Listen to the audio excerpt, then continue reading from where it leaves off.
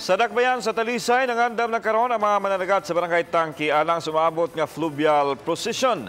Atong lion karon ang ilang pagpangandam. Pinaagi sa report ni Luan Merondina.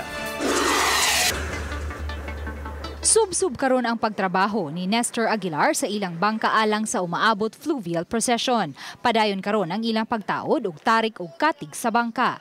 Matud ni Nestor, damgo sa ilang kamanghurang igsuon nga padak-an ang ilang bangka. Matag tuig sila mosalmot sa fluvial procession apan tungod sa kagamay sa ilang pump boat kaniadto dili maigo ang tibok nilang pamilya. Tara inig biyahe, wa na ibalik-balik sa ka biyahe karga na tanan. Pagka Mayo 17 nahitabo man siya. Mato kini nahunong.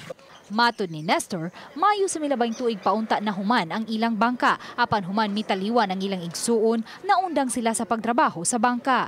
Apan kay diboto man sila sa balaang bata, ilabi na ang mitaliwan nilang igsuon. Gitinguha nilang mahuman kini aron dili mapalta sa pagsalmot sa fluvial procession. Karon amo yung panon nga mamintin lagi hapon namo pag-apil sa fluvial. Bisag wala na siya. Tamtang naglaraw usab nga mosalmot sa fluvial procession karong tuiga ang 53 anyos nga mananagat nga si Jose Lani Luki-Luki.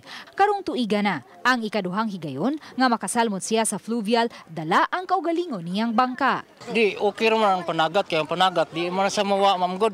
Pero ang kuan sa katuig kausaron ko na. O muna nga ako mapili ko kuan sa pambot kay kaluy ang buto sa Senior Santo Niño ba.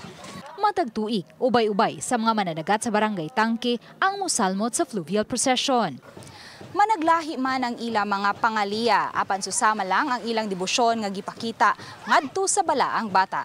Sugad niadtong Lunes, gisugda na sa Cebu Coast Guard ang registration alang sa mga sea vessels nga mosalmot sa fluvial procession. Padayon ang registration hangtod sa Enero 17. Uban ni Marlon Melgazo, Luan Merondina, Balitang Besda.